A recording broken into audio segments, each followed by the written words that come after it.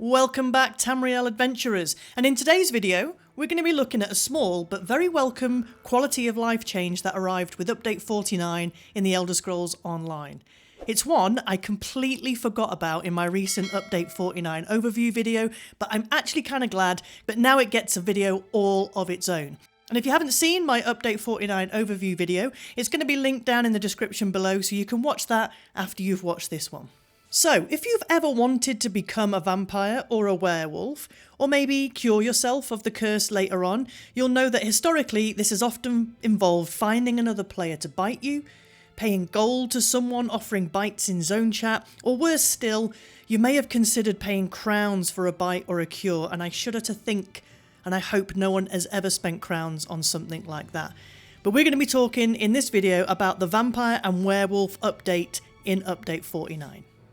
What has actually changed though? So before update 49, the main way to become a vampire or a werewolf was to receive a bite from another player who already had the curse.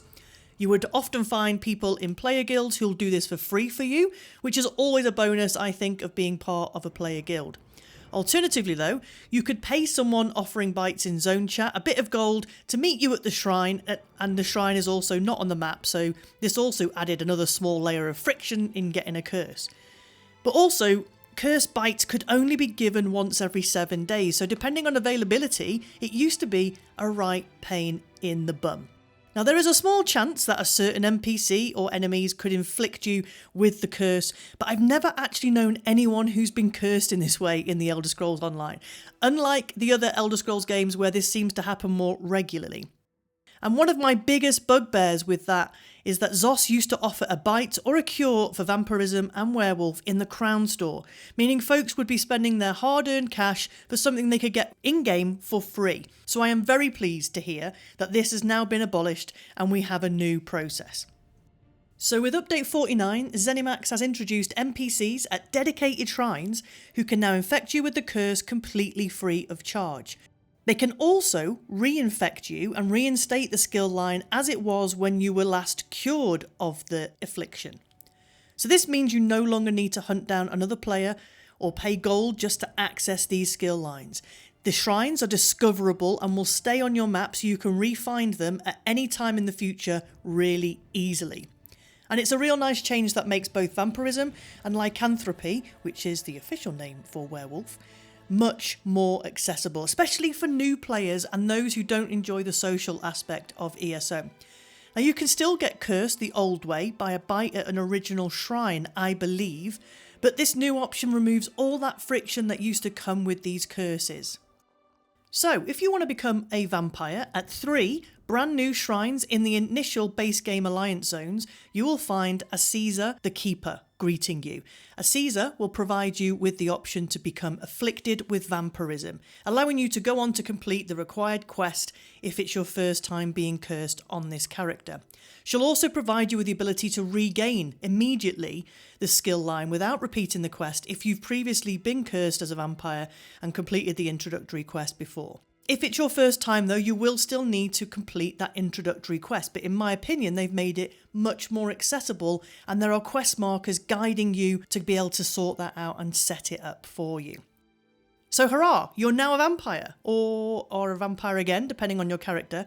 And hey, maybe you want to cure that vampirism and it's become so much easier to do that. You can visit so many more mages guilds around Tamriel now to find Prelate Sabinus who will cure you for a much reduced gold fee.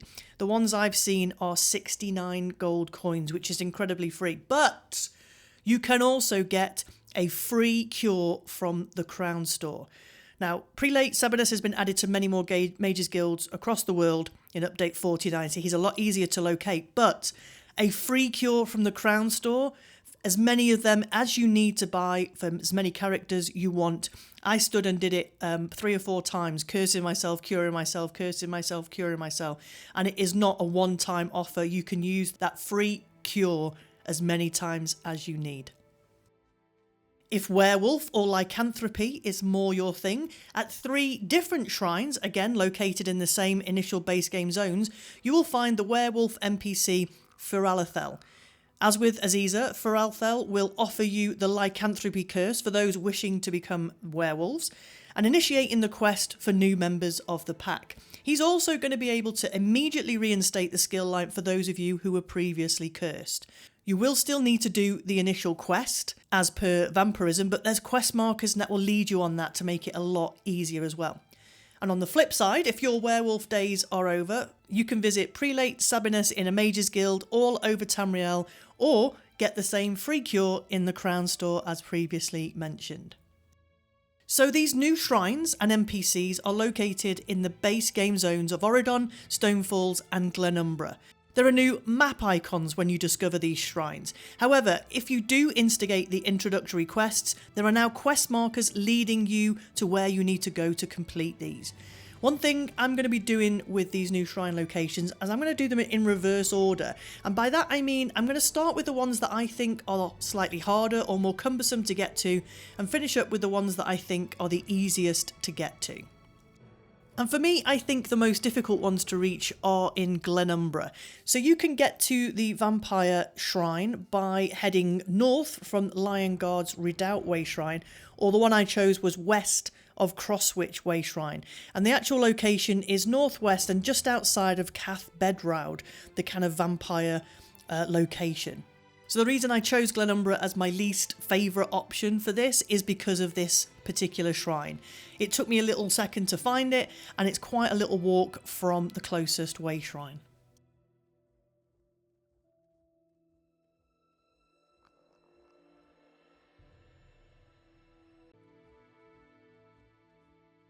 On saying that though, the Werewolf Shrine, which is located northeast of Hagfen Way Shrine, is a lot closer to get to, and as soon as you get to the Way Shrine it does pop up on your map.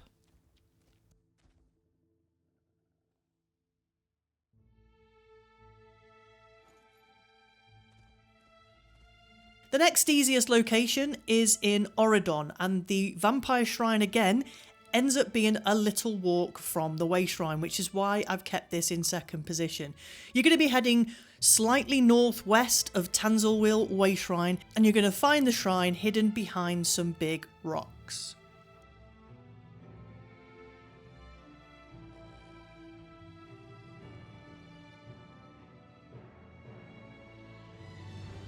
The Werewolf Way Shrine, which is northwest of Greenwater, which is close to where the Witches' Coven event location is in October. It's in the northwest upper regions of Auridon. Again, a little walk to find it, and it's actually located not on the beach, it's raised up a little bit.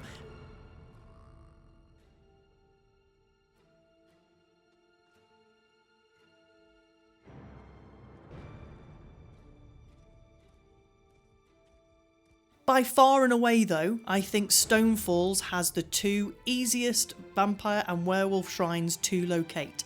Starting with the vampire, northeast but very close to Fort Virac Way Shrine in the northwest of the zone. It's right next to the road and it literally shows up on the map as soon as you arrive at that Way Shrine.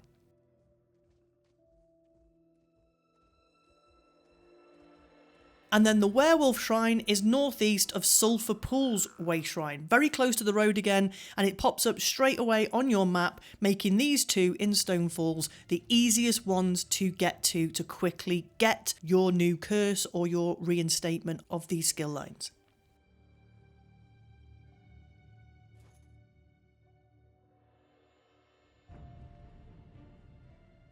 So basically what I'm trying to say is this now might be the perfect time to get yourself inflicted with one of these curses, to work on these skill lines and get yourself into a bit of roleplay if that's your thing, or just tick off the achievements that come with these inflictions as well. The new Werewolf refresh is something I'm looking forward to diving into, and as well we're going to be seeing a lot more of that in Update 50 later on this year. I've never really enjoyed the Werewolf skill line, so I've never maxed it out, but I'm definitely willing to give it another try, and seeing how much easier it is now, I can do that quite simply. If you have got any value from this video, please do consider hitting the like button and subscribing for more content just like this. It also helps other ESO players find the videos and get the help they need. I'm going to see you all around Tamriel.